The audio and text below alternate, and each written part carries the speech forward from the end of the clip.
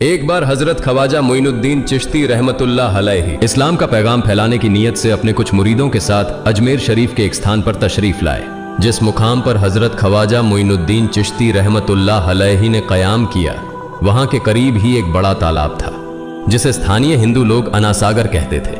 उस दौर में इस तालाब की वसात और पवित्रता के कारण हिंदू समाज में इसका बहुत एहतराम किया जाता था। उनका यह अकीदा था कि जो शख्स दिन भर गुनाह करने के बाद इस तालाब में गौस्ल करता है, उसके तमाम गुनाह धुल जाते हैं। इसी वजह से वे इस तालाब को हमेशा दियों से सजाए रखते थे।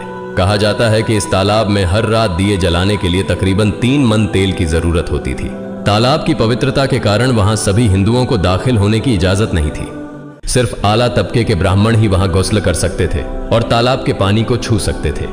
उनका यह मानना था कि अगर ब्राह्मणों के अलावा कोई और तालाब के पानी को छू ले तो पानी नापाक हो जाएगा। हजरत ख्वाजा मोइनुद्दीन चिश्ती रहमतुल्लाह अलैहि और उनके मुरीद लंबे सफर से थके हुए थे।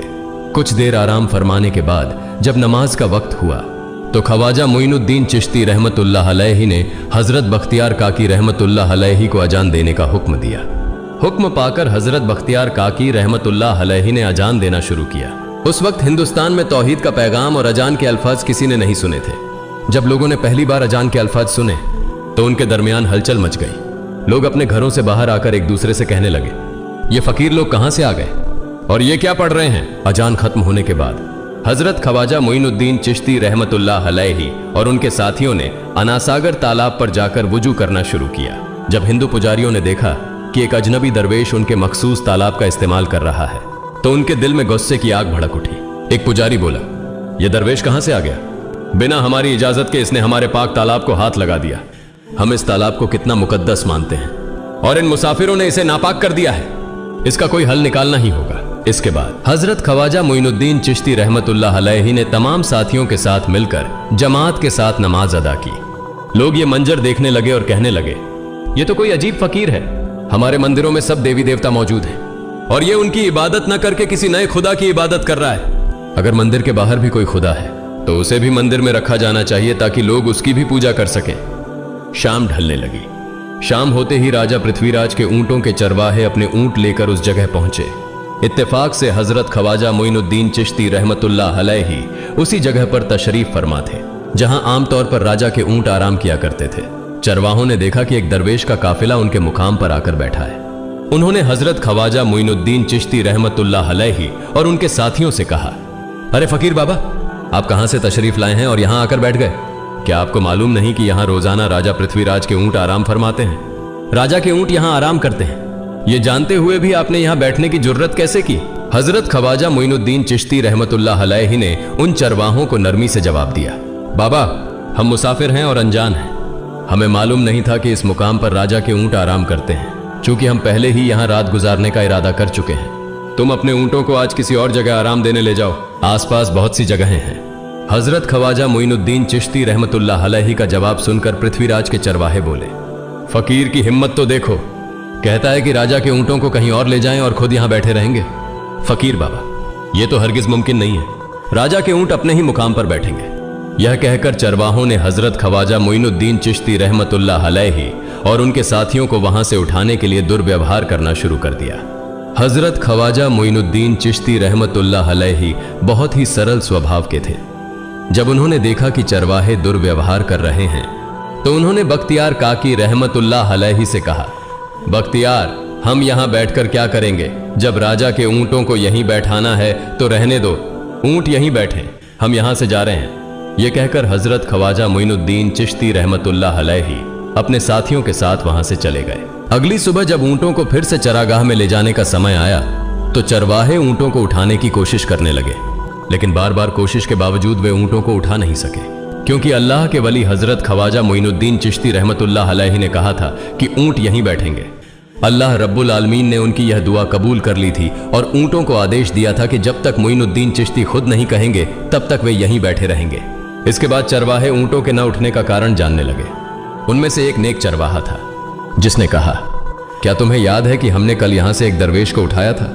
जाते जाते उन्होंने कहा था कि हम जा रहे हैं, राजा के ऊंट यहीं बैठेंगे। मुझे लगता है कि उनके कहे शब्दों के कारण ही राजा के ऊंट उठ नहीं पा रहे हैं। शायद वह कोई बड़े वली हैं या अल्लाह का कोई अवतार है।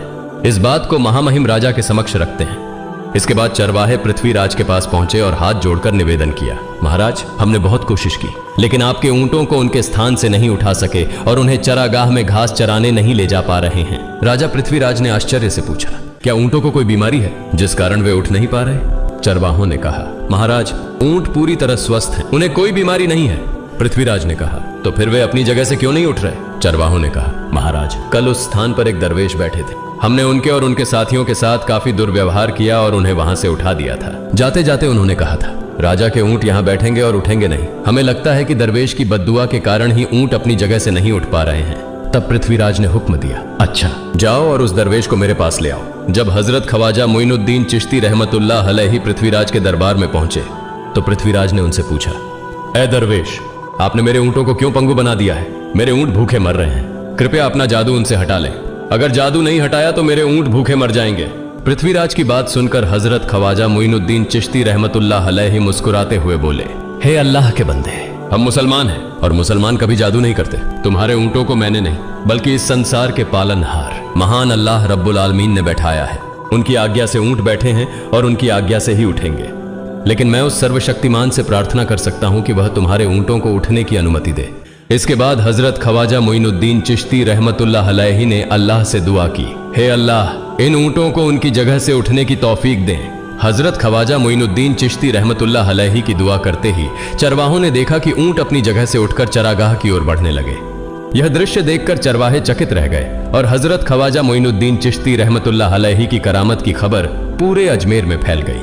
जैसे जैसे हिंदुओं के बीच हजरत ख्वाजा मोइनुद्दीन चिश्ती रहमतुल्लाह अलैहि की करामत की बातें फैलने लगीं और इस्लाम की महानता उनके सामने प्रकट होने लगी, मंदिर के पुजारी भयभीत हो गए। वे सोचने लगे, अगर यही चलता रहा तो सभी हिंदू मुसलमान बन जाएंगे।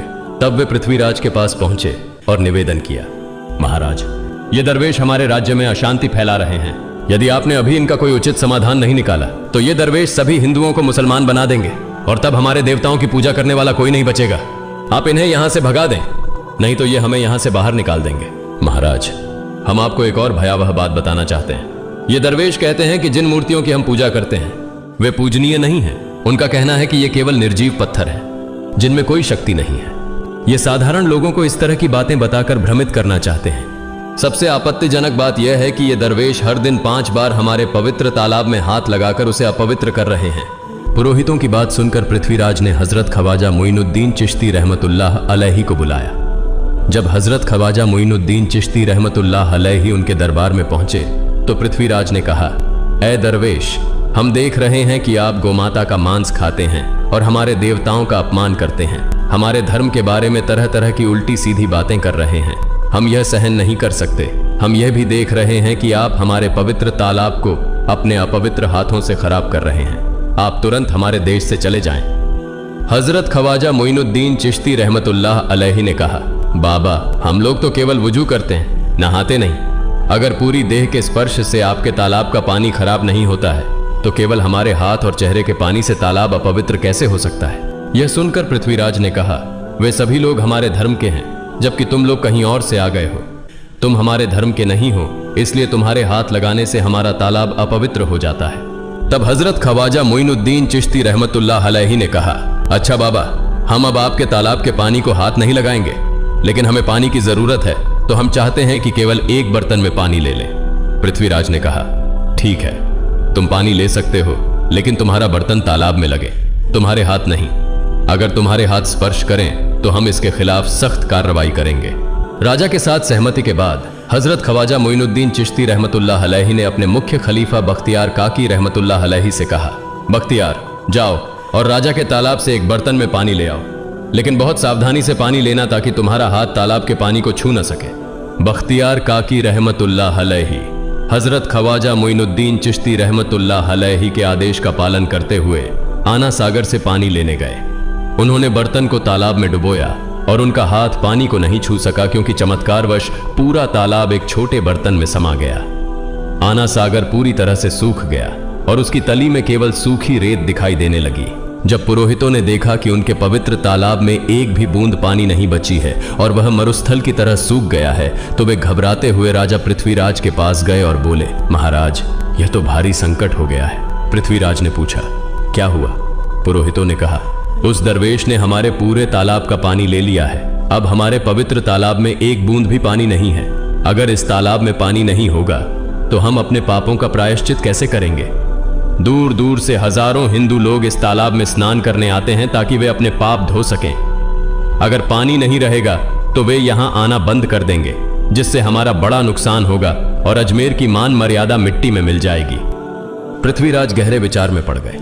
वे हजरत ख्वाजा मोइनुद्दीन चिश्ती रहमतुल्लाह अलैहि के खिलाफ कोई कठोर कदम उठाने से झिझक रहे थे, क्योंकि उन्हें आशंका थी कि अगर उन्होंने दरवेश के खिलाफ सैनिक भेजे और दरवेश ने सैनिकों पर भी जादू कर दिया तो उनकी परेशानी और बढ़ जाएगी। इसलिए उन्होंने कहा, तुम लोग जाओ और उस दरवेश को मेरे पास बुला कर लाओ। मैं देखता हूं कि वह क्या चाहता है। अगर उसकी मांग उचित होगी तो हम उसे मान लेंगे, और यदि उचित नहीं हुई तो हम माफी मांगकर अपना तालाब का पानी वापस ले लेंगे। जब हजरत ख्वाजा मोइनुद्दीन चिश्ती रहमतुल्लाह अलैहि पृथ्वीराज के दरबार में पहुंचे तो पृथ्वीराज ने कहा, ऐ बाबा, आपने हमारे तालाब का सारा पानी ले लिया है। हम अपने पापों का प्रायश्चित कैसे करेंगे? पूरे दिन के पाप हम इस तालाब में स्नान करके धोते हैं। अगर तालाब में पानी नहीं होगा तो हम अपने पाप कैसे धोएंगे? हजरत ख्वाजा मोइनुद्दीन चिश्ती रहमतुल्लाह अलैहि ने उत्तर दिया, देखो बाबा, तुम्हारे पास आना सागर है, पर दुनिया के हर कोने में ऐसा तालाब नहीं है, तो क्या वे लोग अपने पाप कैसे धोएंगे? पापों को धोने की ताकत इस तालाब के पानी में नहीं है। पापों को माफ करने वाला केवल अल्लाह है, जिसने आकाश, धरती और पूरी सृष्टि बनाई है। उसकी इजाजत के बिना एक पत्ता भी नहीं हिलता। इसलिए मैं तुम्हें इस भ्रम को छोड़कर सही राह पर आने की दावत देता हूं। वहां मौजूद हजारों हिंदू हजरत ख्वाजा मोइनुद्दीन चिश्ती रहमतुल्लाह अलैहि की बातें मंत्रमुग्ध होकर सुन रहे थे। इसके बाद उन्होंने कहा, जाओ बख्तियार, जिस बर्तन में तुमने तालाब का पानी लिया था उसे वापस तालाब में डालाओ। बख्तियार काकी रहमतुल्लाह अलैहि हजरत ख्वाजा मोइनुद्दीन चिश्ती रहमतुल्लाह अलैहि के हुक्म से आना सागर में बर्तन का पानी डालने गए। जैसे ही बर्तन का पानी तालाब में डाला, आना सागर फिर से पानी से लबालब भर गया। इस चमत्कार को देखकर वहां मौजूद कई हिंदुओं ने कलमा पढ़कर इस्लाम कबूल कर लिया। यह देखकर हिंदू पुरोहितों और पंडितों की चिंता बढ़ गई। वे पृथ्वीराज के पास गए और बोले, महाराज, यदि अब कोई उपाय नहीं किया गया तो सारे हिंदू मुसलमान हो जाएंगे। पृथ्वीराज ने कहा, मुझे सलाह दो, इस दरवेश का मुकाबला कैसे किया जा सकता है? पुरोहितों ने कहा, यह दरवेश एक बड़ा जादूगर है, इसलिए इसका मुकाबला भी जादू से करना होगा। हमारे बीच एक बड़े पुरोहित और जादूगर रामदेव हैं, उन्हें इसके मुकाबले में भेजें। अगर वह जादू से इसे हरा सके तो हम अपने हिंदू धर्म का गौरव फिर से प्राप्त कर सकेंगे। पृथ्वीराज ने रामदेव को बुलाकर कहा, रामदेव, मैं तुम्हें इस दरवेश को जादू से हराने की जिम्मेदारी दे रहा हूं। अगर तुम उसे हरा सके तो हम अपने धर्म का गौरव फिर से पा सकेंगे। रामदेव ने पृथ्वीराज को आश्वस्त करते हुए कहा, महाराज, आप चिंता न करें, इस दरवेश को हराना मेरे लिए बहुत आसान है। मैं आपके समक्ष हमारे धर्म का गौरव वापस लाकर रहूंगा। इसके बाद रामदेव अपने साथियों के साथ हजरत ख्वाजा मोइनुद्दीन चिश्ती रहमतुल्लाह अलैहि के सामने मुकाबले के लिए पहुंचा। उसने कहा, मोइनुद्दीन, अगर तुम में ताकत है तो मुझसे जादू का मुकाबला करो। मैंने तुम जैसे बहुत से जादूगरों को हराया है। तुम्हें हराना तो मेरे लिए साधारण बात है। हजरत ख्वाजा मोइनुद्दीन चिश्ती रहमतुल्लाह अलैहि ने उसकी बातों का कोई जवाब नहीं दिया। रामदेव ने देखा कि हजरत ख्वाजा मोइनुद्दीन चुप हैं, तो उसने गाली गलौज करना शुरू कर दिया। जब रामदेव अपनी हदें पार कर गया तो हजरत ख्वाजा मोइनुद्दीन ने उसकी आंखों में देखते हुए कहा, रामदेव, तू चिल्ला रहा है, लेकिन मैं तेरे माथे पर ईमान की रोशनी देख रहा हूं। हजरत ख्वाजा मोइनुद्दीन चिश्ती रहमतुल्लाह अलैहि की यह बात सुनते ही रामदेव कांपने लगा, और उसी क्षण अल्लाह रब्बुल आलमीन ने उसके दिल में ईमान की रोशनी डाल दी। रामदेव हजरत ख्वाजा मोइनुद्दीन चिश्ती के चरणों में गिर पड़ा और बोला, हे अल्लाह के वली, मैंने आपके साथ बहुत बेअदबी की है, मुझे माफ करें और मुझे कलमा पढ़ाकर इस्लाम की राह दिखाएं। हजरत ख्वाजा मोइनुद्दीन चिश्ती रहमतुल्लाह अलैहि ने रामदेव को कलमा पढ़ाया और उनका नाम रखा मोहम्मद सादिक। इतिहास बताता है कि बाद में रामदेव मोहम्मद सादिक के रूप में एक बड़े अल्लाह के वली बन गए। प्रिय पाठकों, सोचें, जो रामदेव हजरत ख्वाजा मोइनुद्दीन चिश्ती को पराजित करने आए थे, वही अब उनके हाथ में हाथ देकर इस्लाम की शांति की छांव में आ गए। यह अल्लाह रब्बुल आलमीन का चमत्कार और शक्ति है, जो जिसे चाहे हिदायत दे सकता है। आमीन।